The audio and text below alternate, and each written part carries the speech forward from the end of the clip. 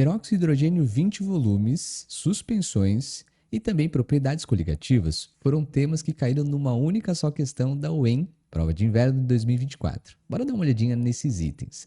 Mas antes, eu sou o Igor, professor de Química, e se você ainda não é inscrito aqui no nosso canal, se inscreva. E lembre sempre de deixar aquele like. Bora lá então para a questão. A questão 46 pede para a gente assinalar o que é correto. O primeiro item, ele diz que nas suspensões, as partículas da fase dispersa são grupos de íons ou então moléculas, ou ainda grupos de macroíons ou macromoléculas. Traduzindo, são aglomerados de íons ou aglomerados de moléculas, com um diâmetro que é superior, maior que 10 a menos 4. Bom, se a gente pegar aqui como referência, né, uma escala em nanômetros, só para facilitar, né, ou então para dificultar, não sei, a gente pode dividir da seguinte forma. Se nós tivermos com partículas, né, até 1 nanômetro de soluto, evidentemente, nós vamos ter a formação de uma solução verdadeira, que são aquelas onde, se você passar a luz através de uma solução consegue atravessar sem sofrer nenhum tipo de desvio. Por outro lado, se você tiver com partículas, né, que estão maiores que 1 nanômetro, até aqui no máximo, colocar aqui mais para frente, ó, até 1000 nanômetros, né, você tem a formação daquilo que é conhecido como dispersões coloidais. Né? Então, você tem misturas, ó, dispersões, e essas dispersões são denominadas coloidais. Coloidais. A olho nu parece que é uma coisa só, né? Mas na verdade ela não é não. Quando você atravessa uma dispersão coloidal, a luz sofre um espalhamento. E isso faz com que você tenha aquele efeito conhecido como efeito Tyndall, né?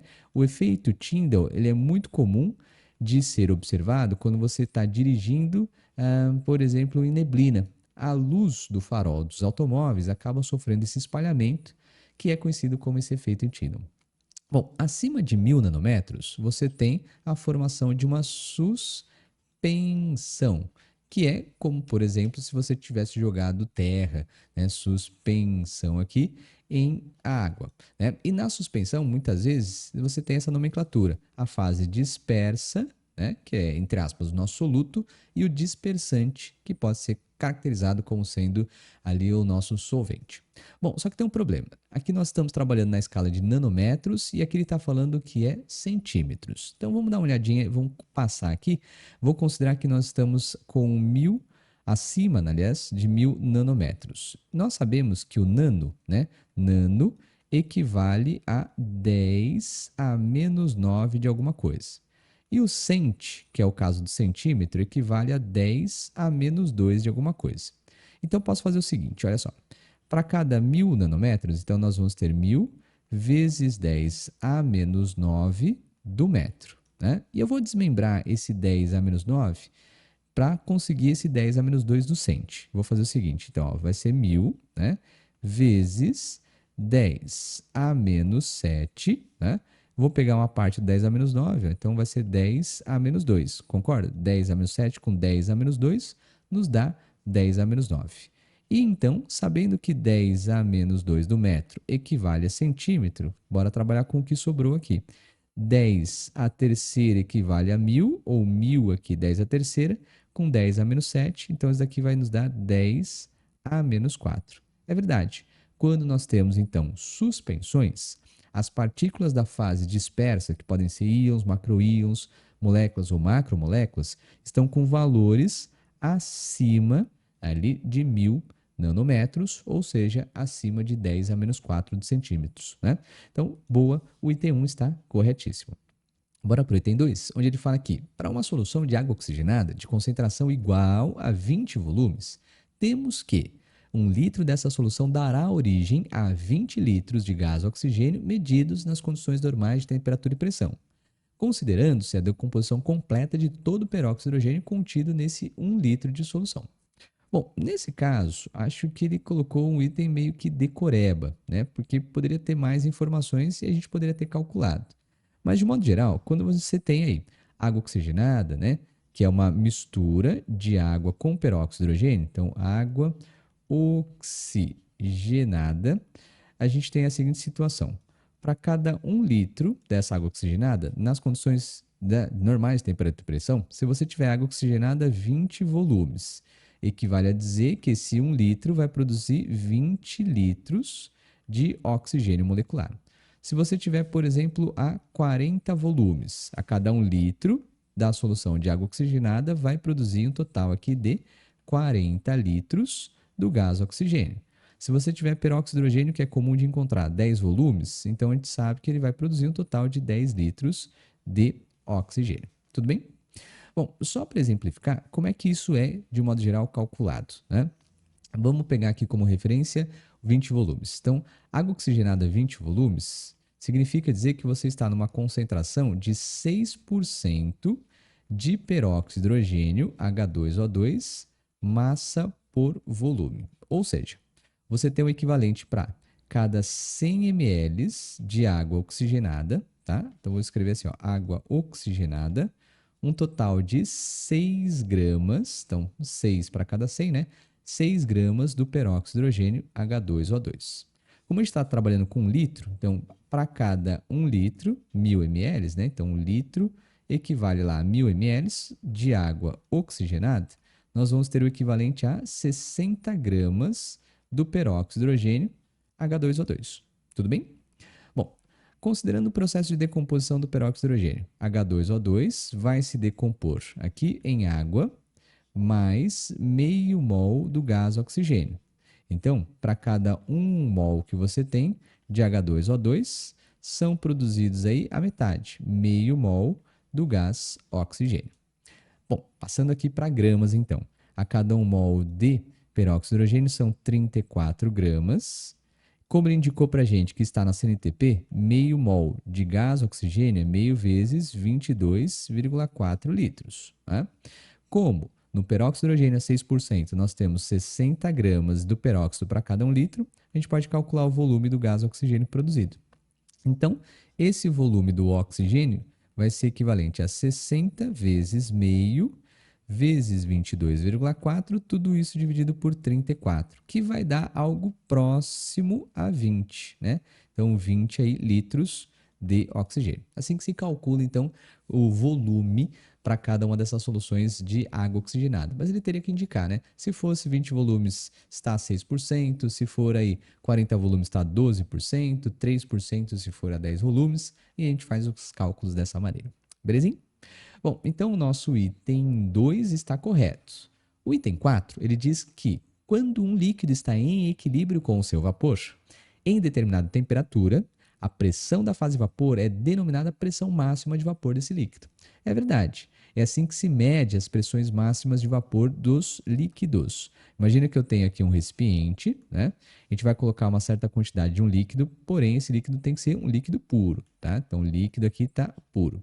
Ele vai começar a evaporar, mas para eu não perder os vapores dele, eu vou tapar esse meu recipiente. O que vai começar a acontecer? Esse nosso líquido evapora, evapora, evapora, só que chega um momento que, sob temperatura constante, ele vai saturar essa região aqui, ó. Né? Se está saturado, significa dizer que não aguenta mais vapor. Mas o interessante é, se você olhar microscopicamente, né, como aqui já está saturado, se alguém do líquido quiser ir para a região de vapor, obrigatoriamente e ao mesmo tempo, na mesma taxa, alguém do vapor volta para o seu estado líquido, né? Na mesma taxa, quando um vai e o outro volta, esse processo é conhecido como equilíbrio. E é nesse momento, então, que a gente observa no manômetro, ó, a pressão inicialmente foi aumentando, aumentando, aumentando, ela chegou no máximo e não muda mais, porque eu sei que ele entrou em equilíbrio químico. É nesse momento, então, que nós estamos com a pressão máxima de vapor ou simplesmente chamada de pressão de vapor desse líquido. Quanto maior a pressão de vapor, mais volátil esse líquido é e menor a temperatura de ebulição para ele entrar, né, na mudança de estado físico. Beleza, então o item 4 está corretíssimo. Agora, o item 8 ele diz que quantidades iguais em mols de dois solutos diferentes não eletrólitos, não voláteis, dissolvidos em uma quantidade igual de solventes e mesma temperatura, causam efeitos diferentes no abaixamento da pressão de vapor do solvente quando comparada à pressão de vapor do solvente puro. Bom, vamos analisar então o que ele está falando nesse caso. Vou jogar aqui. Imagina que nós tenhamos dois recipientes exatamente iguais, que lá dentro será colocada exatamente a mesma quantidade de líquido, né? Então, eu vou colocar aqui um solvente, tá aqui, mesma quantidade, e a temperatura ela é igual para todo mundo. E todos estão, claro, submetidos a uma mesma pressão externa. Bom, imagina que eu venha colocar aqui um mol de um soluto não volátil e não eletrolítico, ou seja, é uma substância, no caso aqui é a glicose, aliás, que ao ser adicionada em água não dissocia, não ioniza. Entrou na sua fórmula molecular e vai ficar exatamente dessa mesma forma. Então nós vamos ter aqui um mol de glicose.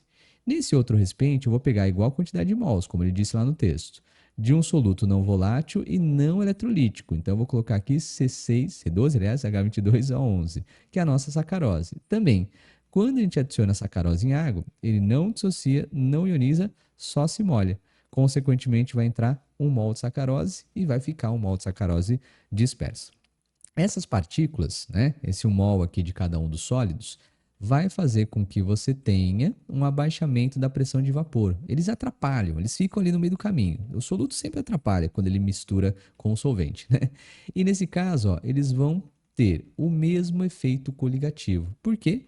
Nas propriedades coligativas, a gente só se importa mesmo com a quantidade de partículas dissolvidas. Então, consequentemente, ó, a pressão de vapor para essas nossas duas misturas vão ser exatamente as mesmas. Então, você tem a mesma pressão de vapor, porque você tem a mesma quantidade ou mesma concentração de partículas ao final do processo de dissolução. Tudo bem? Então, no nosso item 8, ficamos como falso, porque ele fala que são diferentes, não é o mesmo abaixamento. E no 16, ele diz que o fluxo efetivo de solventes através de uma membrana permeável apenas ao solvente. Então, a membrana ela é permeável apenas ao solvente, o que significa dizer que, entre outras palavras, ela é semipermeável, né? Semi aí, permeável. Dizer que ela é somente permeável ao solvente é dizer que ela é uma membrana semipermeável. É denominado osmose. É verdade. Quando você tem apenas a passagem do solvente, né, em situações, aqui ele deveria estar falado que é uma passagem espontânea, de aí, concentrações diferentes entre os nossos solutos e tudo mais, você tem o processo de osmose. Sim, tudo bem, deu para entender, é correto, porque se não fosse passagem de solvente e sim de solutos, nós teríamos uma diálise, aí é um pouquinho diferente nesse caso, beleza? Ficamos como correto, então, o item do 1, 2, o 4 e o 16 para essa nossa questãozinha 46 da UEM. Ufa, bastante coisa numa questão só, né? Então misturou a classificação lá do que era uma suspensão com aí diferentes unidades. É muito comum a gente passar, né, a relação em nanômetros. Enfim, ele passou para centímetro, complexo. Depois falou sobre propriedades coligativas, a decoreba lá da peróxido de hidrogênio ou da solução conhecida como água oxigenada. Então é uma questão bastante chatinha aí de ser resolvida. Espero que você tenha gostado dessa redução. Se gostou, deixa o like. E claro, lembre-se sempre de se inscrever aqui no nosso canal. Até uma próxima. Tchau.